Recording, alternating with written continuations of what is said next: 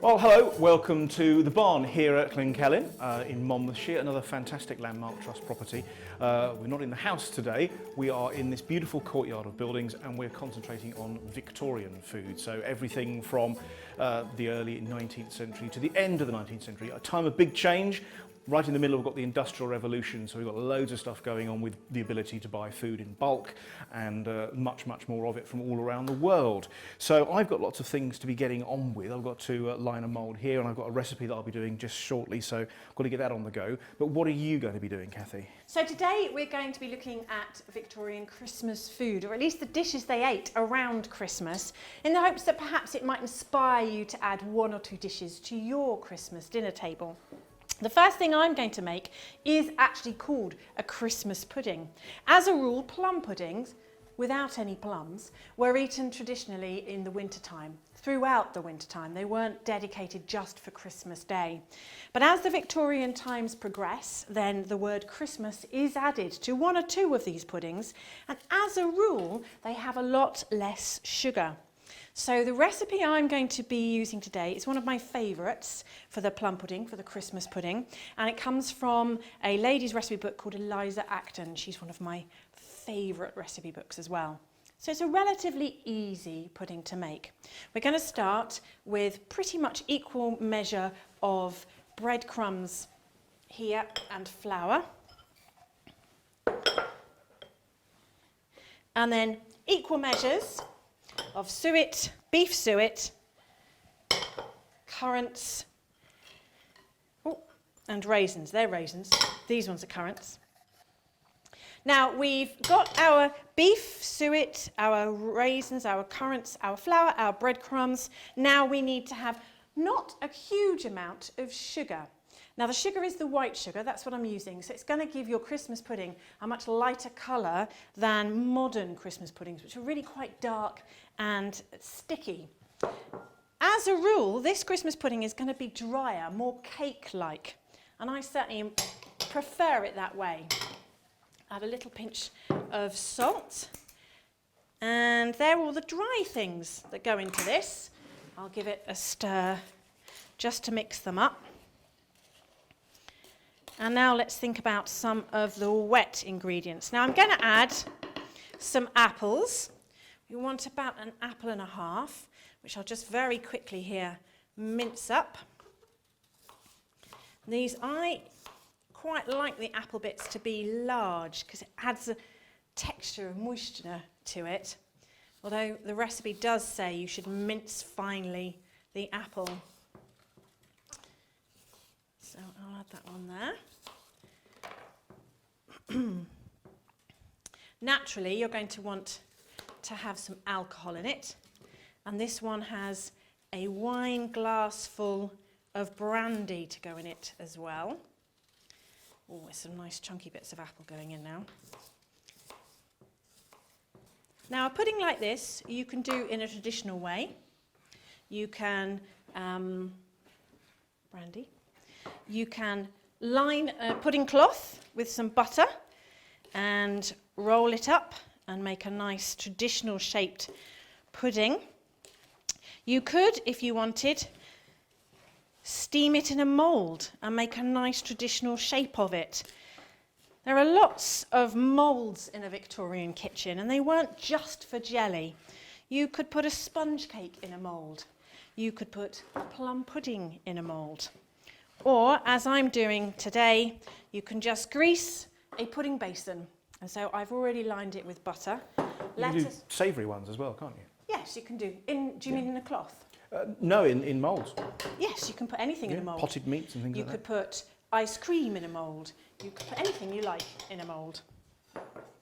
And, oh, I've got some very dirty eggs here. Let's put 3 eggs in here as well. And the last one, not with that bit of shell. Don't need that. There we go. I'll just give them a bit of a whisk. Would you mind awfully, Griff, passing me a fork? I can do that. Pick that bit of apple up I dropped on the floor.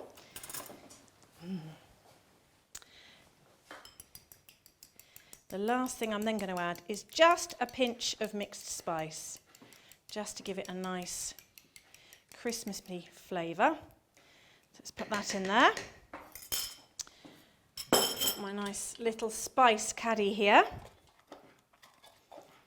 Pinch of mixed spice.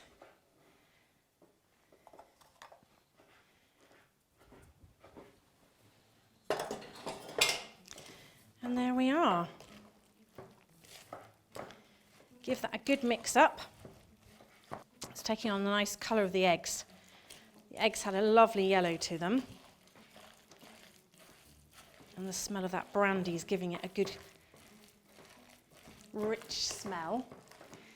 And now that it is truly mixed, I can put it in my basin. It will take about 3.5 hours to steam.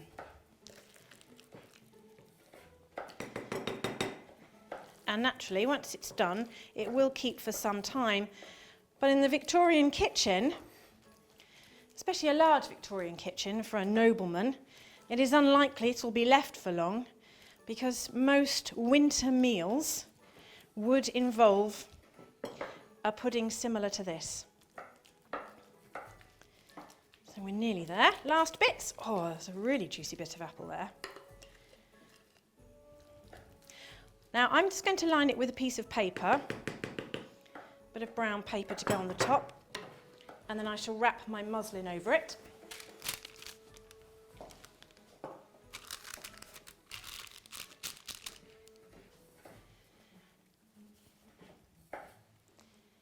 And we can then use this very modern oven that we have beside us here. Just do a little pleat just in case it gives a bit of a rise. Griff, could I borrow a finger just to put in there for me? Or a spoon. I'm going to socially socially distance my finger. Yes. There you go. Lovely, thank you. Are we there? We are, yes. Great. And go. Perfect. I'm going to tie it up like this, because then it'll give it a bit of a handle to use. So I can lift it in and out of the pan when it's done. So there it is, and I've got a pan of water. I want the water to be up about halfway. I've already got my water in there. Sit it in, put the lid on top. I'll put it on the back so Griff can use that one for his pudding. And I'll put the temperature up quite high to begin with, get it going and then turn it down. You just need to keep an eye on it and keep it at a rolling boil. Oh, and here I have one I've made earlier that I've put in a mould, you see. So you can create them to form different shapes. But that one will be done in about 3 hours, just over, and then we can turn it out and see what that looks like. I like having them for breakfast. Yes. Leftover pudding, You could fried in butter. Yes, very nice. Yeah, very nice. Yes. And So again, very Victorian. That's my Christmas pudding. But if you're not keen on Christmas pudding, and I do recommend you try this one because it is more cake-like than it is from our modern, I find modern Christmas puddings just a little bit sticky and stick at the back of the throat. This one is more cake, in a cake texture. It's just lighter, isn't it? It is lighter. Modern Sugar Christmas puddings helps are just as well. like, oh, Yes. after all that meat and vegetables and gravy and everything else and bread sauce, and it's like, oh, please, no, you know. Don't want the Christmas pudding as well. So I recommend trying this one if you're not keen on Christmas puddings. But if you really, really, really don't want a Christmas pudding, then I recommend this pudding that Griff is about to do because it's a great alternative. Right, thank you. I look forward to eating yours in a short while.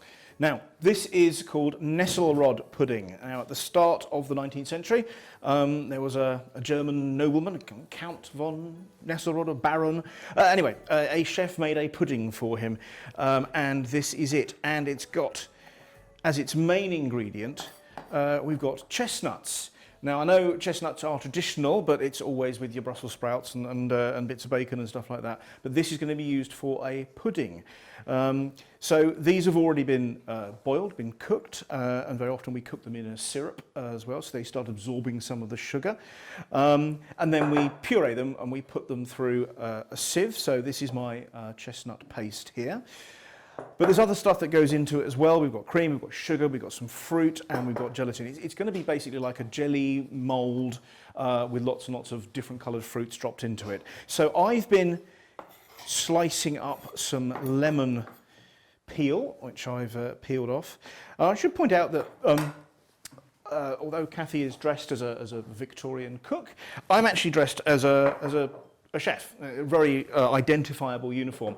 And it's around this time that starts to come in. The whole sort of brigade system you get in hotels, so all the different departments doing one different thing, that's when it all starts, in the Victorian period. So a lot of the stuff that I've been used to doing when I was working in hotels and stuff is all to do with a lot of French cooks from the 19th century. So what I'm now going to do, because I'm so ready, I am what we call mise en place, to get ready. Everything is weighed out, mostly thanks to Kathy this morning. So it's going to be much, much easier for me to work than just randomly having to run around and get ingredients. So, most important, I have in my saucepan here, my little pan, I have some nice fresh cream. Into that I'm going to put my sugar. And we're going to put all these recipes up, so there will be chance for you to download them and look at them and try them yourself at home. So in goes the sugar, there we are, and then I am going to put in the lemon rind. That'll give it some extra flavour. Let's move that off to there. You'll want the heat, will you? I will be needing the heat on, yes. So, and then in this bowl here, we have some gelatin that I've been soaking. So I think that's probably soaked enough, actually. I think I'll probably just put that straight in. Squeeze the water out. There we go. Of course, this is still animal-based gelatin. There we are. Right, so that's all the gelatin in. Let's take a spoon. And we're putting that one on. Now I'm putting it to a sort of a low to medium heat. What I don't want to do is burn the sugar, and I certainly don't want to split the cream. I don't want to curdle the cream. So I'm just going to warm it through very, very gently, keeping it stirring the whole time, making sure it's not going to burn or catch on the bottom. Just a little bit of steam coming off of it, but not too much. But the trick is to get all those two things done. I need to melt the gelatin and I need to melt the sugar as well. In here I have a little bit of vanilla essence. Very nice. I'm not going to put too much in. Griff was talking earlier about gelatine. Now traditionally, and certainly in the beginning of the Victorian age, then these would have been made by trotters or calves' feet. But as the world has progressed, in Victorian times you could get most things, certainly by 1860 onwards, out of packets. So you'd be able to get gelatine, very similar to the way that we can get it today, in a packet. You can get most things, food colouring in a packet. Obviously all the spices are available from around the empire. And so these things make cooking and creating dishes that require set creams, jellies, ice creams a lot easier and more available to all walks of life, so long as you could afford it. Yeah, we really are into the time of mass production, so sugar was consumed in vast quantities. In fact, if you were in the lower classes, that was one of the things you could get lots and lots of. It was incredibly cheap. I read of somebody's grandmother around the time of the First World War, so a little bit later than that, but she was taking eight spoonfuls of sugar in her tea every day. So this is just starting to melt. I can still feel some of the gelatin in there, but it is starting to go, and there's no more crunchiness of sugar in here either. But it's very lucky for me doing this slowly over a nice electric hob. If you imagine in the Victorian times, if I'm doing this in a big hotel, it was actually quite a nasty, dangerous, dirty and hazardous job. My health would suffer because, in fact, underneath here would be a little bucket almost of burning coal, of charcoal. All the fumes would be coming up. There'd be a lot of carbon monoxide being produced. There would be hopefully ventilation up there, but not all of them. Even the great kitchens at Buckingham Palace weren't really brought up to scratch, even in Queen Victoria's time. We're waiting for a celebrity chef, Monsieur Soyer, who came along and invented an awful large amount of the wonderful ways of cooking that we have now. And one of his big inventions was the Sawyer stove, which really helped the efficiency of cooking food and also the health of the chefs as well. Yes, you have more control nowadays, don't you? Although everyone would have got to know their own stove, their own range. And a lot of the recipes that you find written talk about a medium fire or a low fire, a small fire, and that just relates to whether it's hot or medium or cooler. Now this is now come into a sort of a very thin custard, so I can tell that everything has melted. Brilliant. So shall I do-si-do back? Let's do So a you swap can come over. back to your working There we station. go. And I'm going to keep it stirring just a little bit, because this is a nice traditional copper saucepan. It will retain the heat for quite some time. If I just forget about it, there's enough heat in there just to keep going and maybe scorch the bottom. Once it's scorched, you're in trouble. So this dish is Nessa Road pudding. It's very seasonal. It's quite exciting, especially in our modern tastes. What is it that's in there that we're going to find interesting? Well, the chestnut is the unusual thing. It's a real novelty, so I would suggest you all give it a try at least once, and have it as an alternative to somebody who doesn't want a big, heavy, traditional, modern Christmas pudding. But what I need to do is combine the chestnut with some cold cream first. So let's move that off just briefly to there. Now I'm going to mix that in the bowl. So in goes our chestnut. There we go. And luckily you can now buy chestnut pulp, because chestnuts are fiddly to peel and fiddly to cook. So modern methods, we can buy them in packets like this, and I'm just going to put the cream in. There we are. Naturally, in a kitchen, you'd have a kitchen maid who would be able to do all those basic chores. Are you volunteering? No. No. There's nothing more tedious than pushing chestnuts through a sieve. I have done it before. It's the number of processes that are in some dishes is quite phenomenal, and sieving, as you've mentioned, is one of them that just gets dull and repetitive. And you know, we're doing small amounts. Imagine if you were working in a large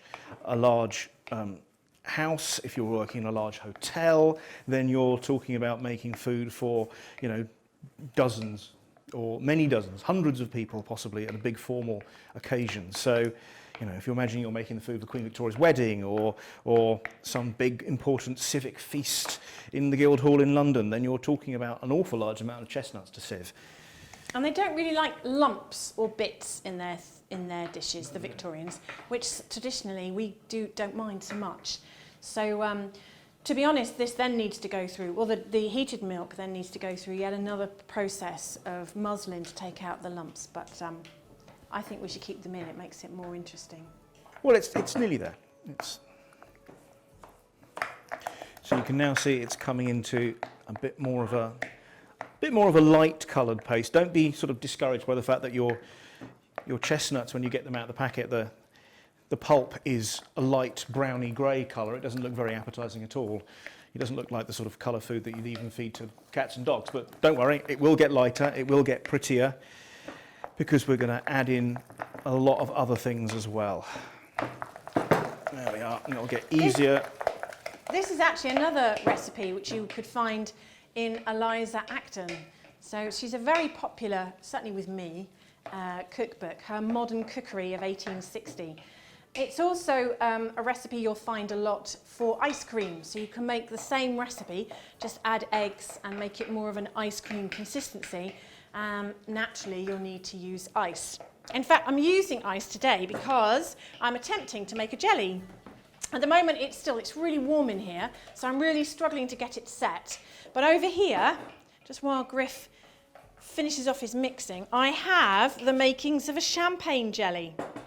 So I've just taken my mould, I've lined it with a modern substitute for oil, which is what the Victorian recipes call for. I'm using Trex, which is you can get in any supermarket, and is vegetable based, so it won't taste or taint the set creams or jellies that you're making. So here I have a bowl of ice. The heat in here is taking a toll on it, so it's taking quite a long time. I've heated up some champagne, because it's a champagne jelly. So I've melted some gelatine in it and some sugar, and I've got a layer of jelly setting in here already. It's not quite at the consistency I'd like. Obviously we have an element in modern day that I could go and use. It might have to go in a fridge just for a few moments, just to counterbalance the heat that's in this room. But I'll pack down some more ice with it. Then once it's still tacky, but not completely set, I'm going to add a layer of raspberries. So a little bit later today, during this film, hopefully, I'll be laying out some raspberries, and then I can pour on the rest of my jelly mix and then let that set. The reason you need to leave it so it's tacky is because otherwise when you turn it out, they'll come in two separate bits and you'll have two set jellies. So I'm ever hopeful that this is going to set, despite the heat in here. So I shall just move that back because Griff looks like he's moving on to his next stage. So I've got my puree and my cream nicely mixed. And the next thing to do is add this cream with the gelatin and the sugar and the vanilla and the lemon in. The lemon's gone, it's made it go a lovely yeah, it's nice yellow colour. And how does it smell? Can you smell it? Yeah, I've got a little bit of lemon and a little bit of vanilla, so it's working really well. It's really nice. Yeah. Right, now I'm going to add this in, and I'm just going to make a little well in the middle. I'm going to pour it in carefully. I don't want it to splash back at me. Of course, the problems that Kathy is having with her ice cream wouldn't be too much of a problem. In a nice big Victorian kitchen, you'd have a nice, specially chilled, or at least the coolest part of the hotel kitchen would be reserved. It would all be walled off, and there'd be buckets and buckets of ice being brought in. Queen Victoria was buying ice from Canada, and she was having it sailed across the ocean. Yeah. So, you know, if you're well off, you can do all sorts of things. If you've got the money and happen to own half the world. Or have an ice house. Or have an ice house, great houses would have ice houses. Yeah.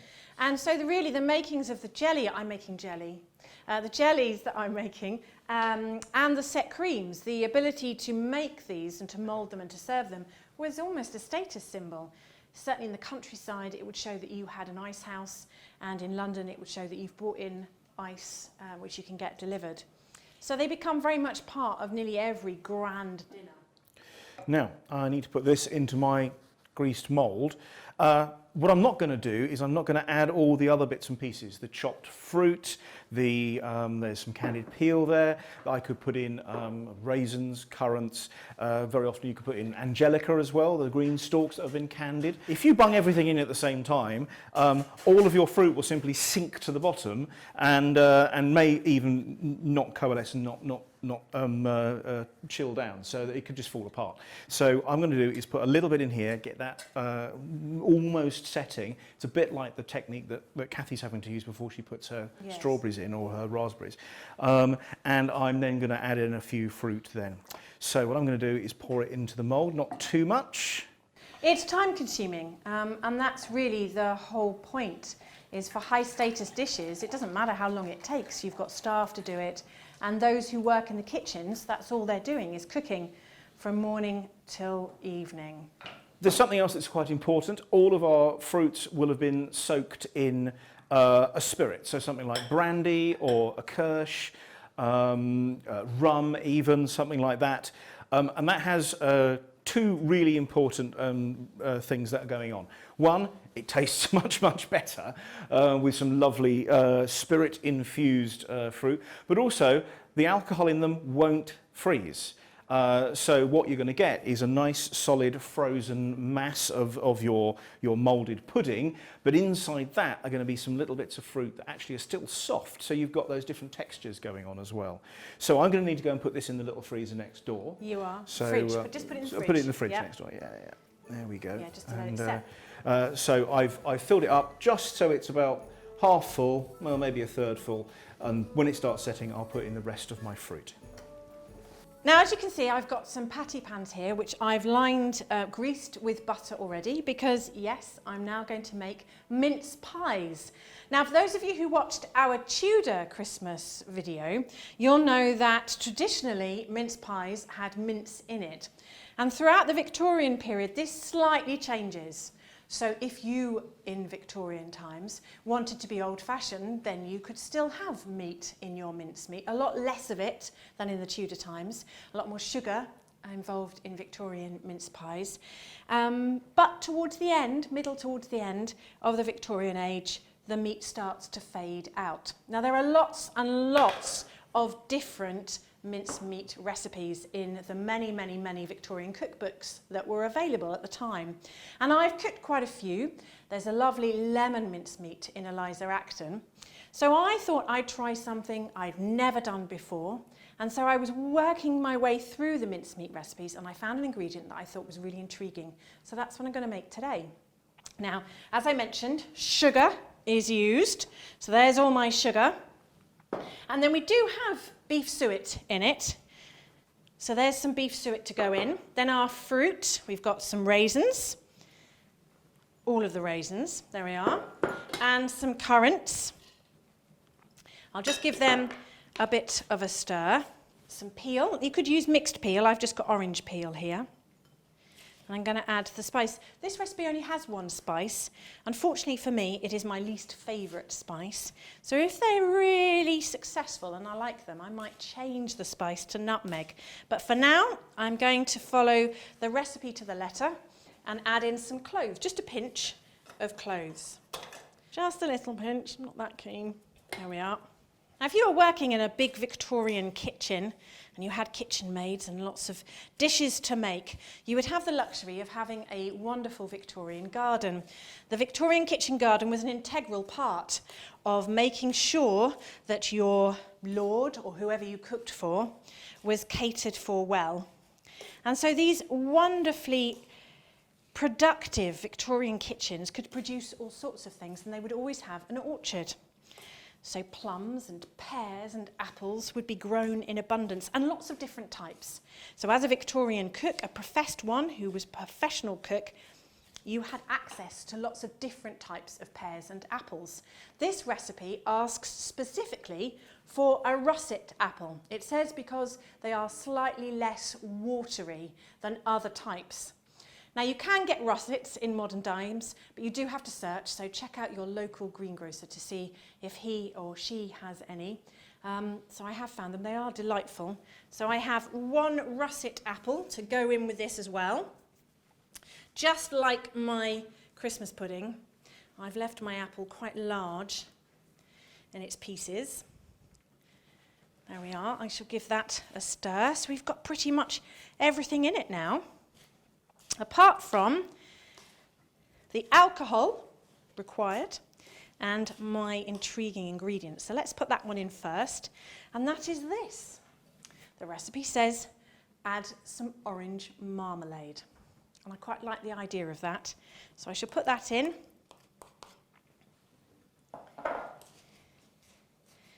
Stir that in. There's so much sugar, though, I do wonder whether the flavour of it will be lost, but we will see. And now for the alcohol. Now, I'm actually making half the recipe, so this is half the recipe. And it does say that once you've made it, you can keep it for quite some time. So half the recipe, well, the whole recipe asks for a quarter pint of brandy, and the same of sherry, although if you have a little more brandy, it doesn't matter. So I need 1/8 of a pint, I suppose, of each. I'm not really sure what 1/8 of a pint looks like, but shall we just guess?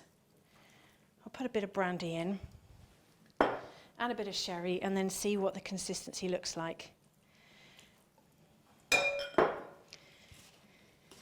We want it to be quite moist. Now, traditionally, high-status Victorian mince pies would have puff pastry, certainly on the top, or you could make the mince pies without a top. You can do it as you like. I think today I'm going to put short crust on the bottom and puff on the top. And luckily I've made my pastry already. So now I've mixed it. While Griff talks about his next recipe, I can get on and cut out, what do I think? Do I want a little bit more? I might put just a little bit more brandy in.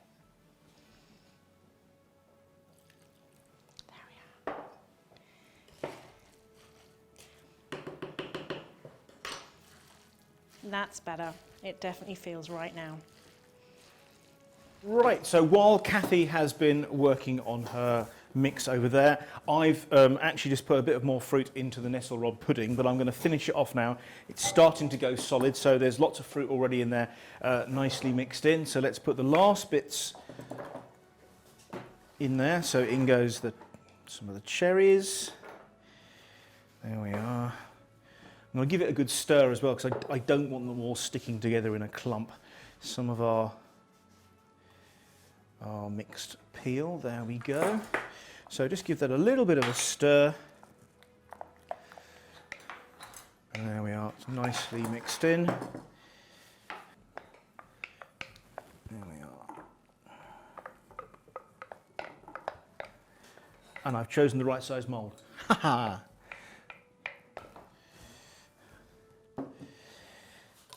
There we are. Kathy, I've got to crack on with this. Would you be able to run that into the fridge for me? Now, something really, really popular in Victorian times, macaroons. A lot of our recipes use more egg yolks than egg whites, so we very often have lots and lots of egg whites left over. So I'm going to do some whisking of some egg whites, into which I'm going to add some sugar and also some almonds as well. I've also toasted a few almonds, some of the flaked almonds, and crunched them up as well, because I want these to be quite crunchy macaroons. And I found a recipe which is called shamrock macaroons, and they actually, you colour them green and put them into the shape of a three-petaled shamrock and cook them together. Unfortunately, I don't have any green food colouring, so I'm going to do pink shamrocks. So what I need to do is these spare egg whites that I've got here. Now, absolutely vital. First of all, get yourself a really nice, good copper bowl. This is a really good old vintage one, and it's got some weight to it. Get a thin, flimsy one that could only be steel with a bit of copper lining. They're not as good. They still work, but they're not as good. This is a proper pastry chef's copper bowl. It's obviously seen some action, this one. Yes. Yeah, fantastic. So, but the most important thing about this is that it is spotlessly clean. Everything to do with whisking egg whites has to be clean, free of grease. There's no fat, there's nothing. I've got my hands nice and clean. A single tiny bit of grease in there, and you could be whisking until, till Christmas several centuries in the future, and nothing's going to happen. Now then, of course, nowadays we've got lots of labour-saving devices, food mixing machines and whisks and all that sort of stuff. They don't really come until the 20th century. So even up until almost the First World War, you're still mixing by hand. So here we go, nice balloon whisk, and start going.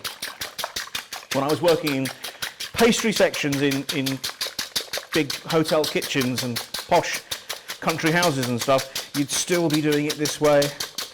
But you can see it's frothing up quite nice and quickly.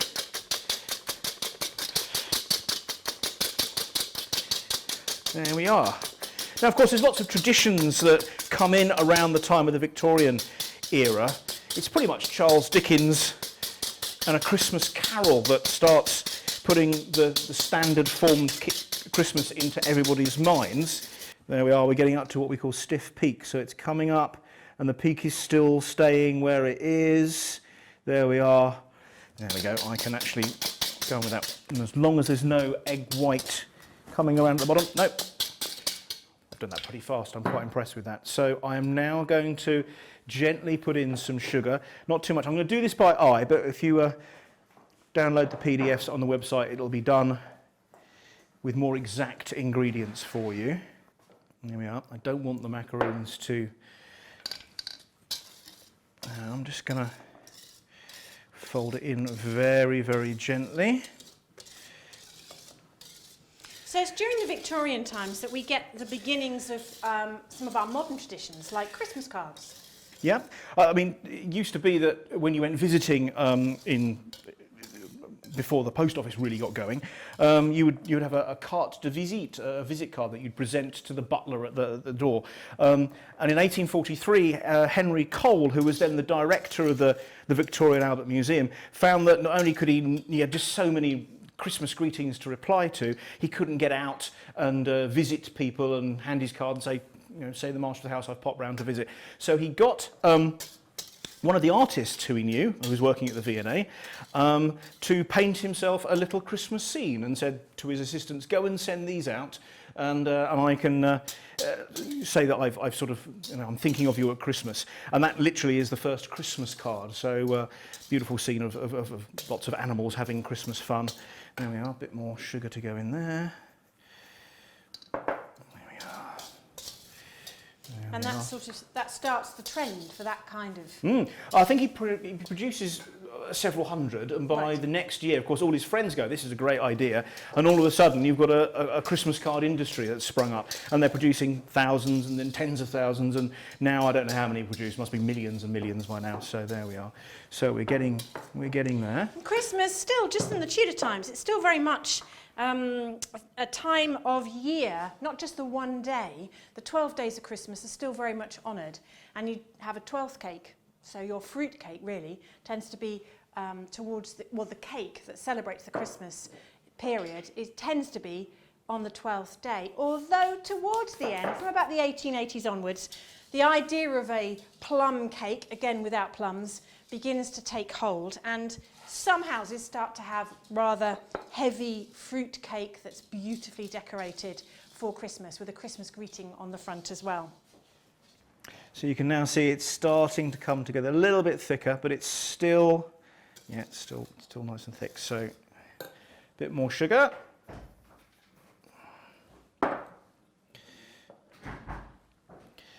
I'm doing this as lightly as possible. I want to keep the air in, so I'm not smashing all the ingredients together with a wooden spoon. So it's best to sort of fold it in. If you have done it in a food mixer, then you can just put it together in with a metal spoon rather than just doing it with the whisk. But this, of course, is my mixer as well as my mixing bowl. So, right, so I'll put that half there. I'm going to keep that white. So I'm going to colour this with just a little bit of food colouring. Of course, food colouring's been around for centuries, Victorian times. It's nice and easy to get hold of. I don't want too much. I want these to be pink. So my aim is to make some of those little macaroons that you now buy all together in a little box, all fancy. So what about some of the other Christmas traditions? What about Christmas trees? Well, what everybody at home will be saying, I know this one. Prince Albert brought the Christmas tree over, but unfortunately, no, he didn't. There are records of Christmas trees, certainly within the royal family, going right back to the time of, I think, George III or IV. So what he did was Prince Albert arranged for a photograph to be taken of all the royal family together next to a Christmas tree, and sent those out as greetings cards. And did they appear in the newspaper? Is that right? Yes, I think they did as well. So and from that moment on, everyone went, oh, the royal family's got one of these. We want some of these. Now then, I've got to get the meringue from my bowl onto the baking. Can I put these in the oven before you carry on? Yes, of course. So I've put short crust on the bottom, puff pastry on the top, covered it with an egg wash. The oven hasn't yet been heated up, so maybe I'll heat that first, just there, and leave these on, and then I shall stick them in once it's heated. While you're doing that, I'm going to layer my raspberries onto my jelly. So the jelly has set now, and it's a little wobbly and a little tacky, and I'm now going to layer some raspberries in it, just to make a layer of suspended fruit in the middle. There we are. Once I've poured the next lot on, I shall cheat a little and put it in a modern fridge, so we shouldn't have to wait quite so long for it to set. The problem with using a fridge when you're making layer jelly or suspended fruit jelly is that you can forget about it, and then it will set too quickly and you'll have trouble turning it out. So I've done lots of little macaroons there. A bit more food colouring in this. There we are. In it goes. Well, that's a good colour. It is a nice colour. I'm happy with that.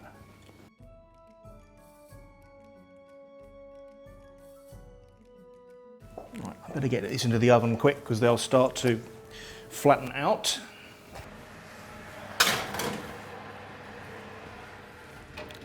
This isn't actually a Victorian, this is probably the oldest apart from the Yule log, the oldest tradition that we certainly one we can eat. And I'm going to do a wassail cup or wassail bowl.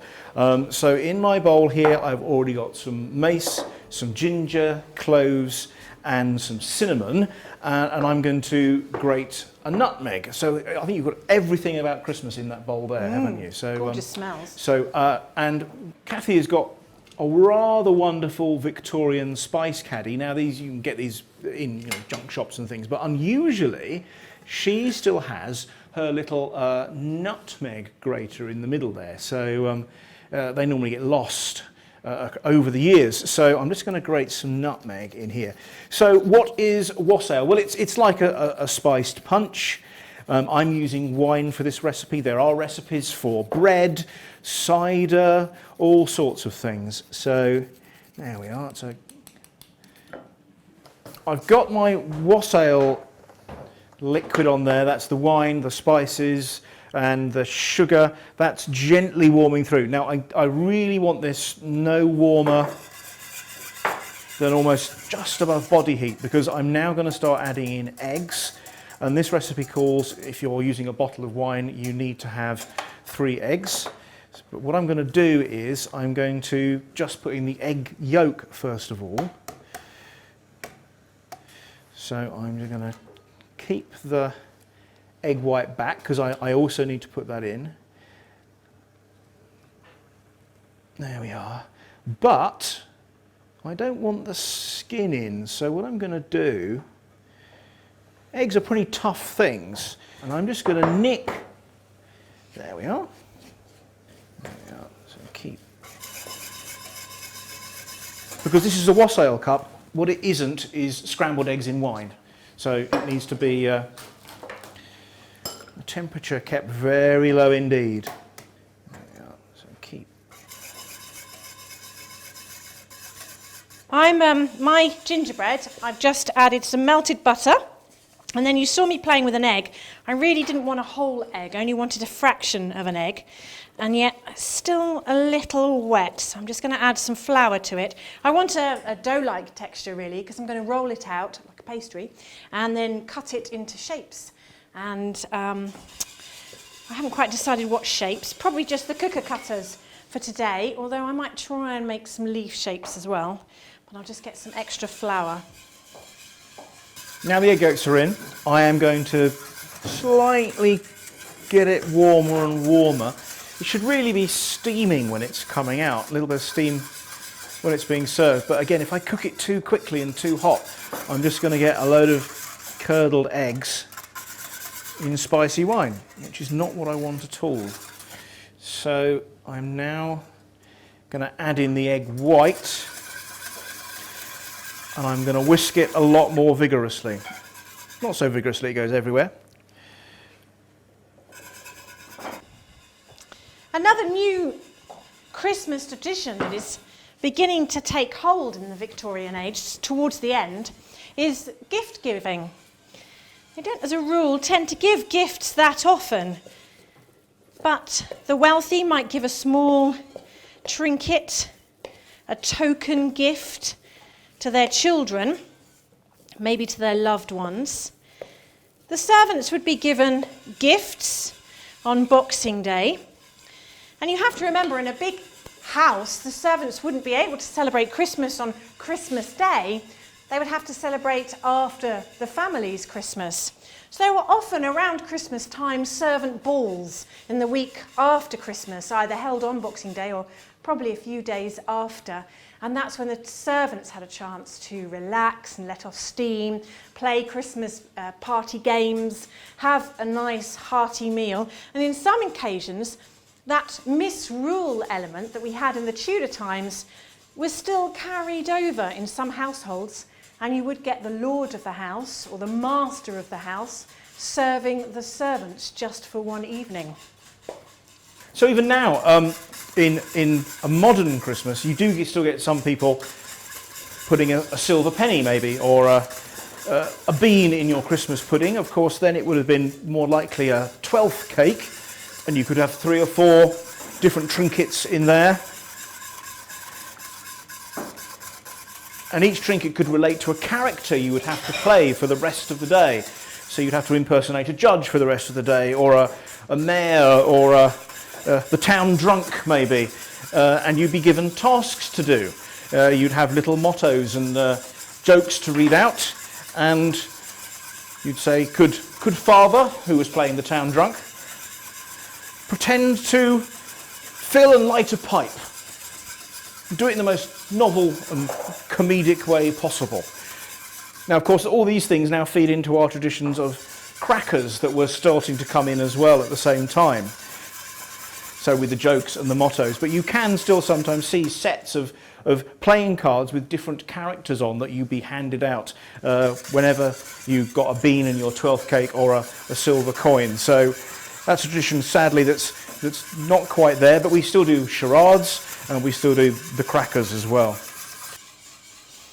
The Victorian age is one where the idea of childhood and celebrating children and giving children a little more of a say within community is taking hold. So a lot more activities and focus was aimed on children, and that is really shown within the Christmas time when gifts are given, and Christmas cards, which we spoke of earlier, they often feature children out in the snow or in some festive pose.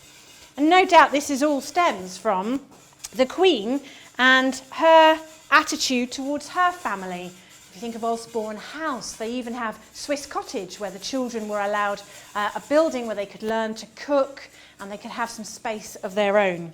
So it's a real age for children, and a coming of age really for children, and celebrating children.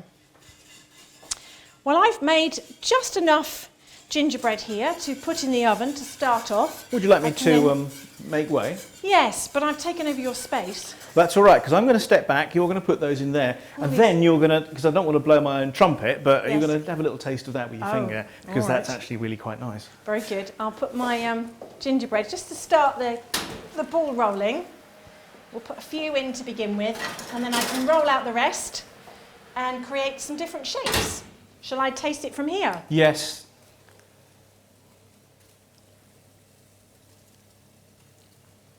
Oh, that's really nice. That's really nice, isn't it? Do you know, I've never wassailed. I have never used this recipe, so I think the wassails that I've had have been simply, mulled cider or wine. Yeah. They've never been a proper traditional, Well, it's and again, adding the traditional, eggs. what's traditional? But this particular recipe from the 1880s, I've never tried with the eggs. So It's the adding of the eggs that frightened me. and we've so still got those apples to go in as well. Oh, So we're yes, going to you put need a those in the bowl. bowl. I need a bowl. Yeah. The recipe does say to throw the apples in, but Let me get you a board then, so we don't burn the table. I'll leave you to do the throwing. yeah, I think I'm just going to put the apples in. There we are. Well, you were brave enough to add eggs where I wouldn't have added eggs. Yeah, so- it's a weird thing, isn't it? Yeah. Wine and eggs. It's an unusual thing, but and it's also starting to thicken up really nicely. So there we are. Well, I can just leave that there for a second because I just want to, I want to see what's happened to my sugar. Aha! Okay, so that apple has fallen apart and has burst. So the sugar that was in there is now. Oh, that's going to be good. Apple toffee sugar. Yeah. Try some of that as well. I love the Victorian age. I have such a sweet tooth. I'm going in there. Is that all right? Mm-hmm. And they're russets again. They're russets, so that's They're nice. really a delightful apple. So I'm gonna that go and one's check my jelly. fallen apart. That one's split open, but there are two here that actually have still got the sugar in a little pool in the middle. So let's see. There we are. Oh, I'm letting all the syrup go out. I don't want that to happen. There we are. So let's pour that in.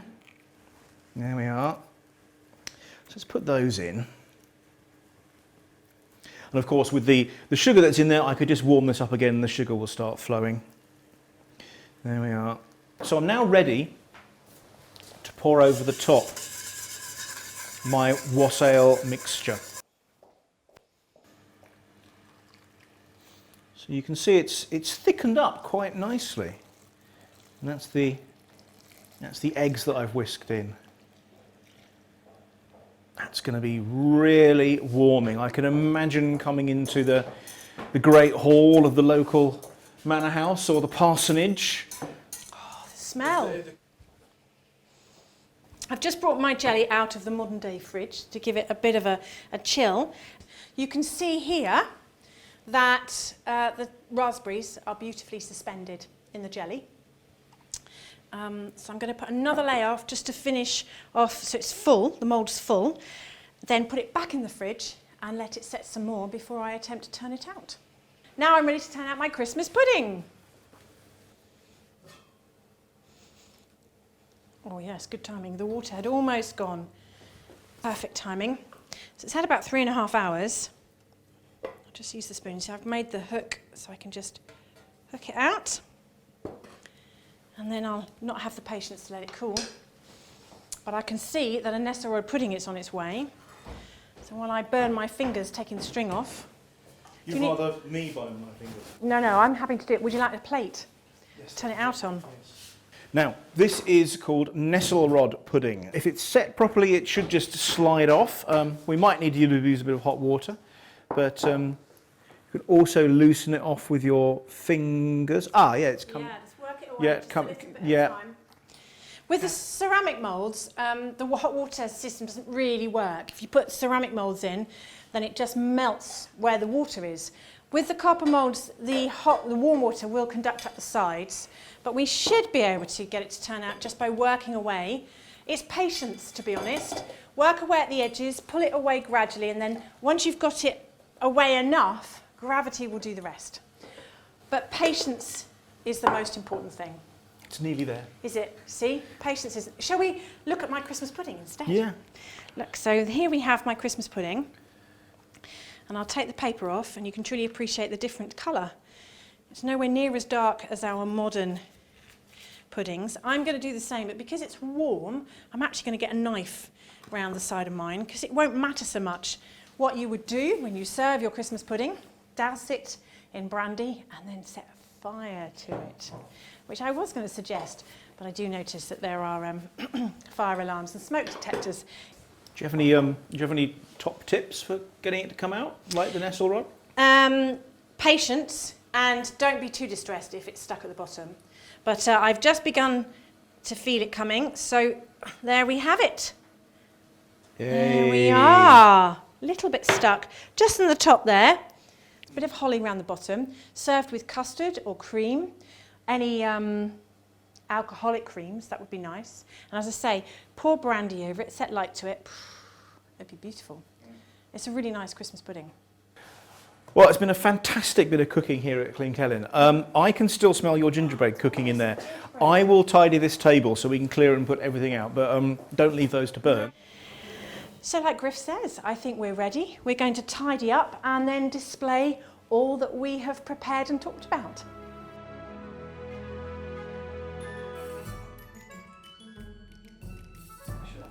So there we have a few dishes suitable for a Victorian Christmas dinner table. We've got our Christmas pudding, the gingerbread here, some of which I cut into leaf shape.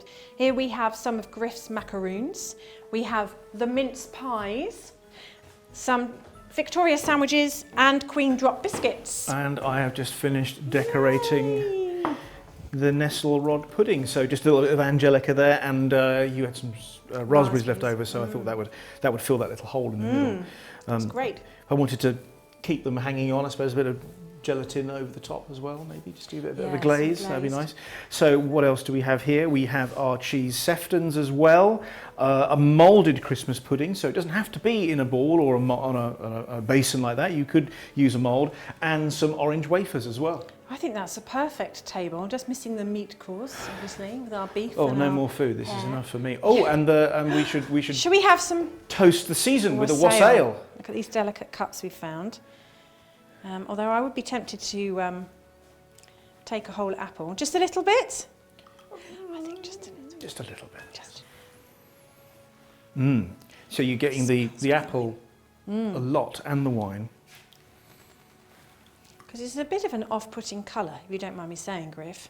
But it smells delightful. Well, it's been all right for the Anglo-Saxons and everybody else in between up until now, so Yes. I think we can go. So cheers and a Merry Christmas to you. Merry Christmas. Merry Christmas. Okay, that's good. Yes, Merry Christmas, everybody, Oh, from yes. From us here at Glenkellin and everybody at Landmark Trust, we hope you have a lovely spread like this one.